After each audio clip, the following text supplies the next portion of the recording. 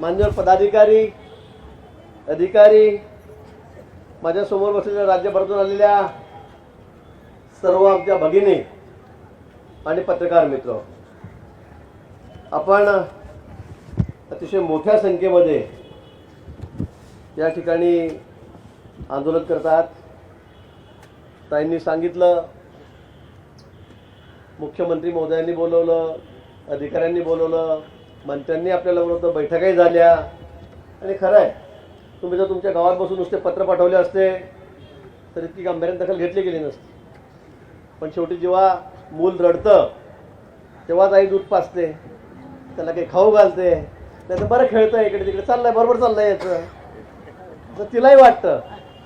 आणि म्हणून तुम्ही या ठिकाणी एकत्रित आलात, गोष्टा दिल्यात, तर त्यामुळे आम्हालाही जाग आली की बाबा काहीतरी करावं लागेल।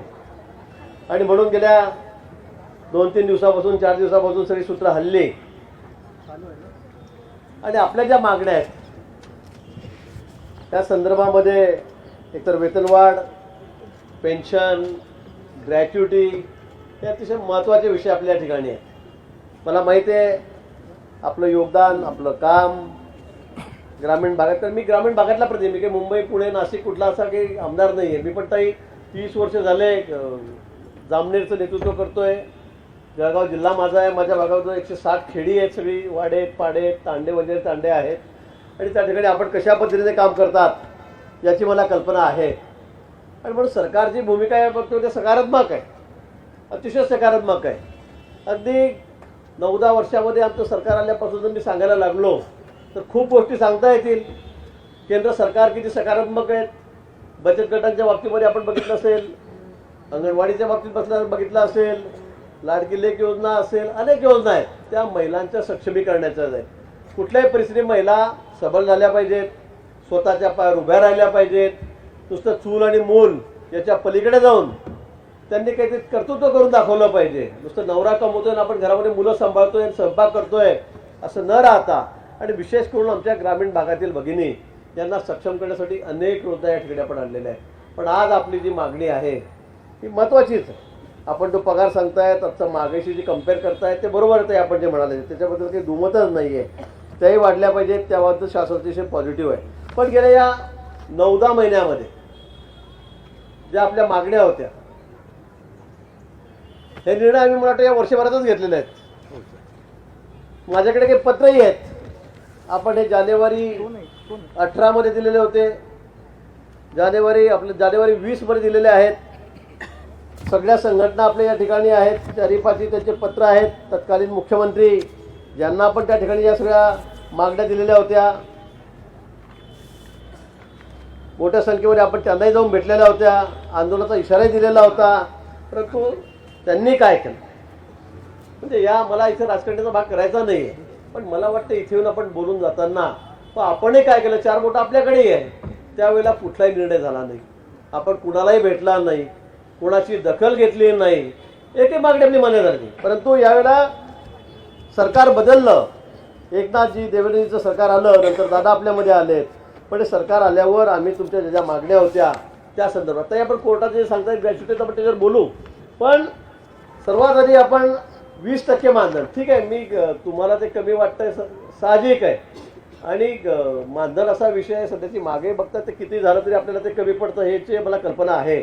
पण तो 20% मानधन आपण या संदर्भामध्ये वाढवून या तुमच्या मागण्याप्रमाणे म्हणणार नाही, पण आम्ही आमच्या पद्धतीने ते वाढवलेलं आहे। 20% मानधन ज्यांना 8,000 पगार होता, 8,200 त्यांना जवळपास तुझं 10,000पर्यंत गेला, 1,800 रुपये त्यांना वाढले, दुसऱ्यांना काही 1,500 वाढले, 1,300 वाढले।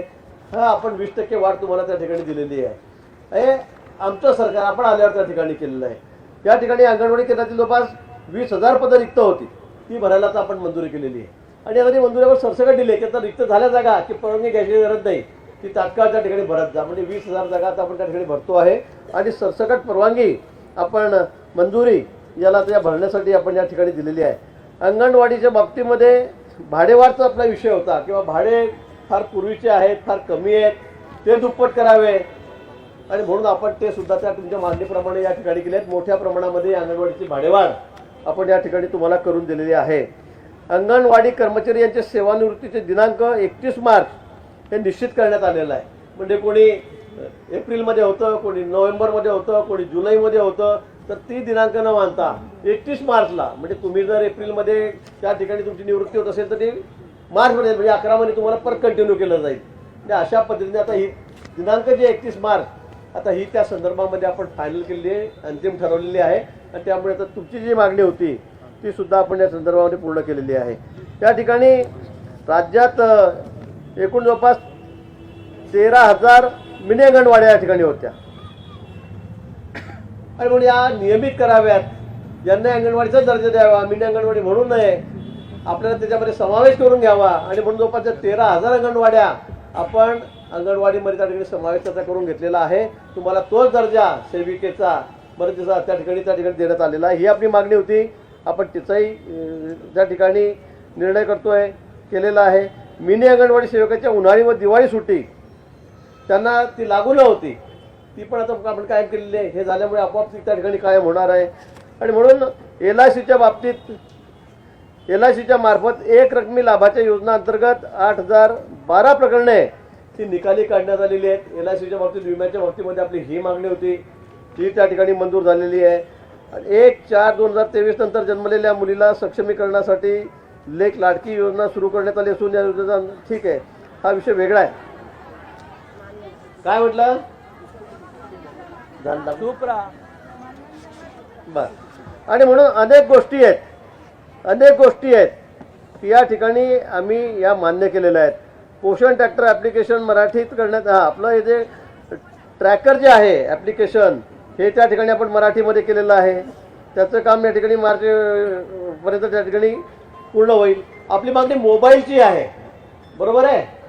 आपल्या सगळ्यांना मोबाईल पाहिजे. मागणी नाही केली. मोबाईलही घ्या, पेन्शनही देतो का मोबाईल नकोच आहे. चला गप्पा. या सगळ्या तुमच्या मागण्या आहेत, त्याचा एकेकीचा उल्लेख मी या ठिकाणी करतोय. पण मोबाईलचा सुद्धा या 1-2 महिन्यामध्ये आम्ही त्या ठिकाणी तुम्हाला मोबाईल देण्याचा त्याचं सगळं टेंडर वगैरेची प्रोसेस आहे. कंपन्यांकडे कमीत कमी किमतीत कोण देईल त्याची आम्ही माहिती घेतलेली आहे. GM पोर्टलवर आम्ही गेलेलो आहोत. जो 13-14 हजार रुपयाचा मोबाईल आता प्रत्येक आमच्या भगिनींना आम्ही त्या ठिकाणी देणार आहोत. त्याला मराठीमध्येच तुम्हाला सगळं टाईप करता येईल, वाचता येईल. त्या संदर्भामध्ये ते सुद्धा ते आम्ही त्या ठिकाणी टाकून देणार आहोत, ते सुद्धा त्या ठिकाणी करणार आहोत. आणि म्हणून आपला महत्त्वाचा विषय त्यानंतर जो येतो तो पेन्शनच्या बाबतीमध्ये, तर ग्रॅच्युटीच्या बाबतीमध्ये आहे. आपण सांगितल्याप्रमाणे निर्णय दिला आहे कोर्टाने, सुप्रीम कोर्टाने निर्णय दिलेला आहे. आपल्यालाही माहिती आहे, मी माहिती घेतली की खरं आहे. त्या संदर्भामध्ये पेन्शनच्या बाबतीमध्ये आजही कॅबिनेटमध्ये आमची चर्चा झाली. या संदर्भामध्ये निश्चित विचार केला गेला पाहिजे. मी सांगतो आपल्याला, आपल्या बाबतीमध्ये मी सांगेल की सरकार आमच्या भगिनीच्या बाबतीमध्ये अतिशय पॉझिटिव्ह आहे, सकारात्मक आहे. कुठे आम्ही तुम्हाला म्हणजे आमचा विश्वासघात झाला, आम्हाला सांगितलं दिलं नाही असं होणार नाही. परंतु पेन्शनच्या बाबतीमध्ये सरकार सकारात्मक आहे. मला वाटतं सचिव या ठिकाणी आलेले आहेत. हा निर्णय अतिशय पॉझिटिव्ह हा तुमच्याकडून त्या ठिकाणी होणार. तुम्हाला आम्ही ते करून देणार आहोत, विश्वास ठेवा. कारण काही एवढं संपलेलं नाही की आता सांगितलं निघून गेलो असाचा प्रश्न होणार नाही.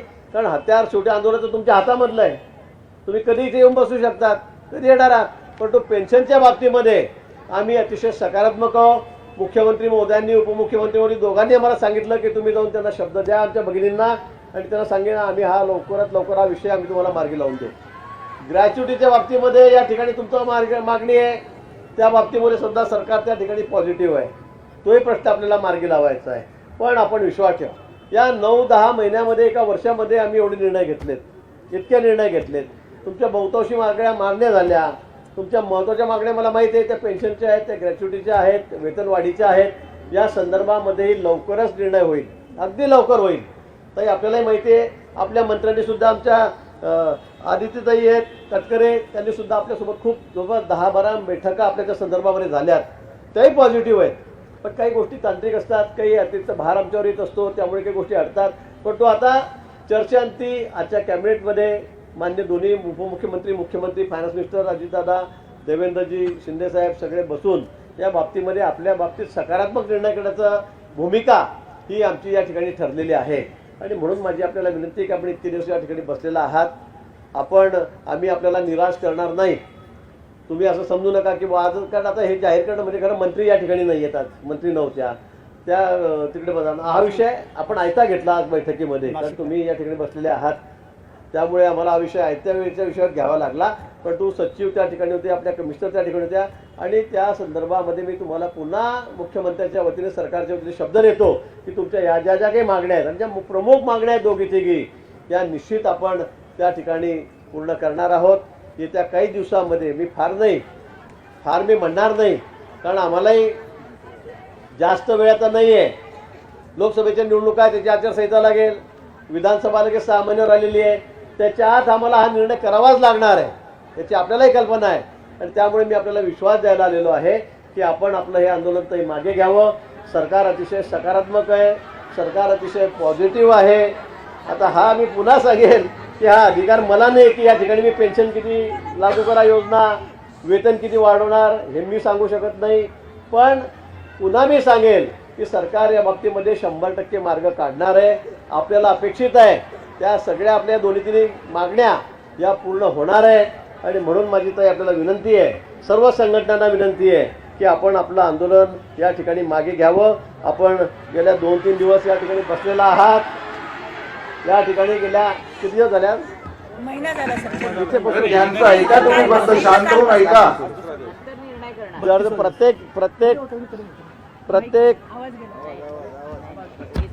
प्रत्येक जिल्ह्यावर तालुक्यावर आंदोलन चालू आहे. आमच्या घराच्या आजूबाजूला सगळ्या आमच्या भगिनी बसलेल्या होत्या, याची मला कल्पना आहे.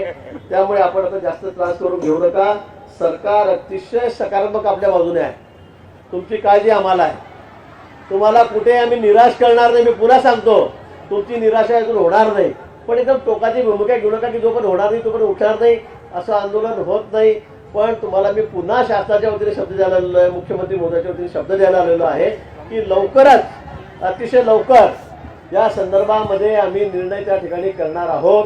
आणि म्हणून आपण आपलं आंदोलन मागे घ्यावं अशी आग्रहाची विनंती मी पुन्हा आपल्याला या ठिकाणी करतो. लोकशाही मराठी ऐका, पहा, जागरूक रहा.